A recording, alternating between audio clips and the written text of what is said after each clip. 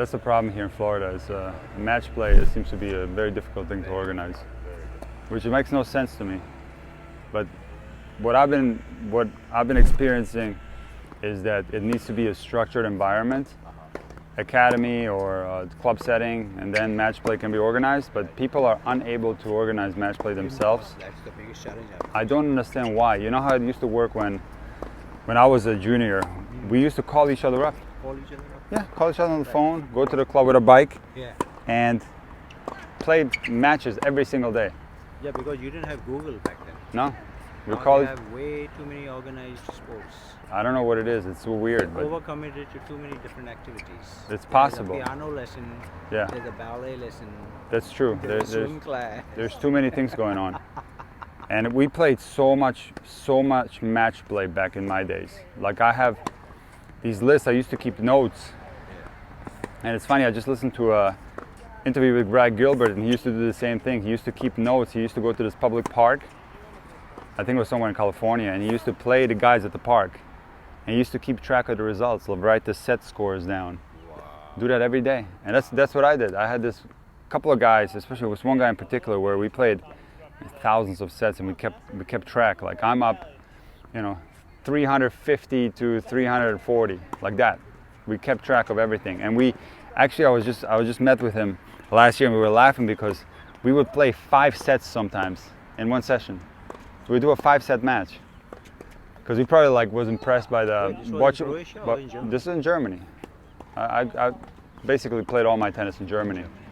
And we probably were impressed by watching the pros, playing 5-setters, and we played 5-setters all the time. Wow. How long did that last? I don't remember. 2 hours actually. 2, 3, 4 hours. But What does that do? I mean, prepares your endurance? I'm telling you, once you have your technique set. See, the problem with juniors here is they continue taking lessons forever. Perpetual lesson takers. Perpetual lesson takers until they're 18. At some point, your technique is set. And I'm not saying don't take lessons, it's fine, but you can't continuously take lessons. At some point, you got to bring what you have to the table and start playing matches, because that's a whole nother world. Learning how to play matches, learning how to play these different opponents, different score lines, all that a match entails, you will only learn by playing matches. And it doesn't have to be a tournament, it can be a practice match. There's no substitute for match play. There is none. And I feel like a lot of juniors here, they take too many lessons, they don't play enough matches. Do they avoid match play? I think that's a whole nother reason to it, because it's uncomfortable to play matches against somebody that you might face in a tournament. There's anxiety, there's pressure there. It's a lot more comfortable just to stand there and hit balls. But when you actually have to play a set, all of a sudden you get that anxiety, and some parents don't want that, and some kids don't want that either. They avoid that. 100% true. And then they come to a tournament, they're not prepared. They don't have enough match play under their belts. And sometimes even the ego is too much. Well, I don't want to play this guy. What if I lose? It can go a couple of different ways. It can be playing somebody that's worse and being scared to lose somebody that's worse than you. Scared to lose to It can be someone that's the worst scenario is if you play someone who's evenly matched to you, because the outcome is uncertain. It's 50-50. Right. And that's the type of matches they avoid. I think people are generally comfortable playing someone that's a lot better because there's no pressure. Right. But to play someone of your own level, Right. where it's like 50-50, Right. that people avoid that. That people avoid. But you can't avoid that because that's tennis. Right. You have to go out there and compete, You're gonna run into him in a tournament. Well, you will. Well, you're simply unexperienced. That's why a lot of these kids, they might have excellent technique. They might look great when you see them warm up. Yeah. But then they start playing, and you'll see they actually don't know how to play tennis. They tank. Yeah, when I first moved to Florida, I played a lot. I played prize money tournaments like he does now, like 2 to 3 a month. I played a ton of tournaments. I did quite well. I was ranked number 1 at one point, Florida Men's Opens.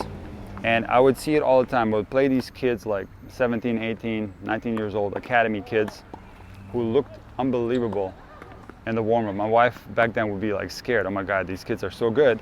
And then we would start playing, and the score would be 1-0, 1-1, 2-2, because they just simply don't know how to play tennis. But they have 'Cause matches in academies too. They have practice. Not enough though, I guess, because They there's make them something play against each because there's something missing, I'm telling you. There's something missing because they don't know how to play the actual game. It's not all about forehands and backhands. The tennis is a game after all. There's different score lines, there's different opponents you're going to play, there's different ways to play. Right. Because in academy, you're used to playing your friends, your familiarity. They hit 1,000,000 balls, but they don't play enough sets. They don't have players. And remember, in an academy, the coaches might also be careful who they line up against each other. Right, politics. Yeah, it's all They about want the politics. parents to be watching Yeah, losing and exactly. They can lose their paycheck. Exactly. They got to keep the enrollment numbers So- in mind. So this is the big advantage of Europe versus United States, because when I grew up, well, not when I grew up, this is still the case. You have different structures in play that help you play a ton of matches. So you have high-level junior teams Yeah. that from each club. Yeah. They compete against other clubs. Then you have high-level adult club matches where even if you're like 15, 16, you can play an adult. Adult. And a lot of good players at that age do that. Then you have prize money tournaments that are much, much better than the prize money tournaments here. See, the prize money tournaments here in Florida are like they charge a lot of money for entry fees, and then they give the two finalists a cut of the entry fees, usually like 20% or something like that, right? Where in Europe, when they do a prize money tournaments, they get a sponsor to give the money. So they get a sponsor to give the money, and then they structure the prize money in a way where it's like you get even money if you lose in the first round.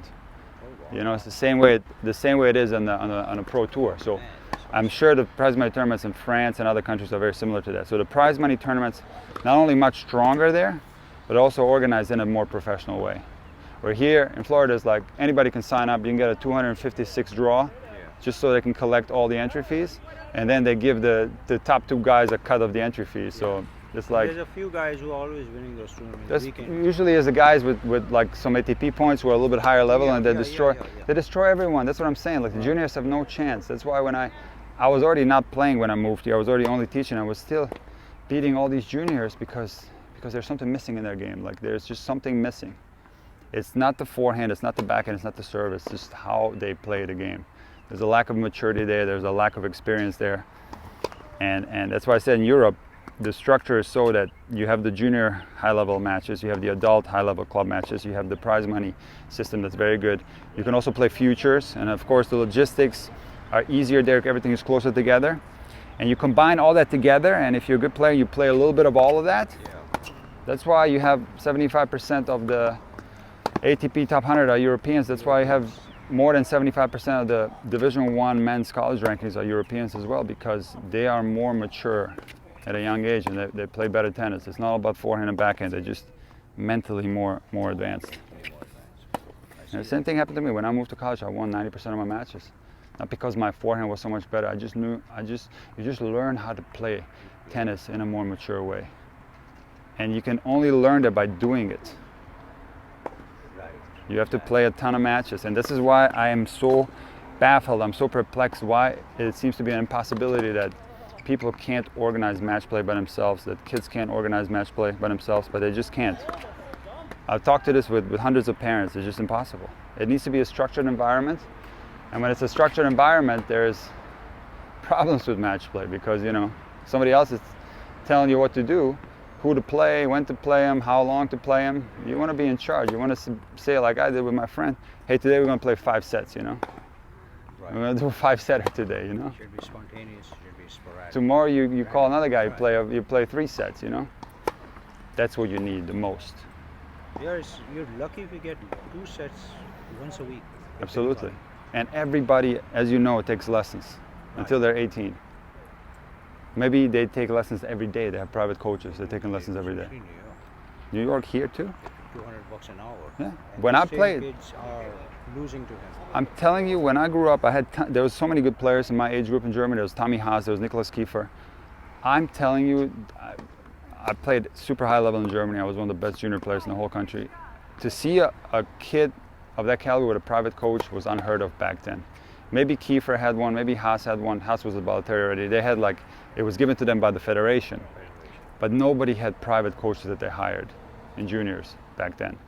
Now juniors are, I'm going to say, pretending to be professionals. Pretending with private coaches, with physios and stuff. All that stuff is completely unnecessary. It misses the mark, it misses the point. They need to develop into that caliber of player first, and then you hire the coaches, you hire the physios. That make sense?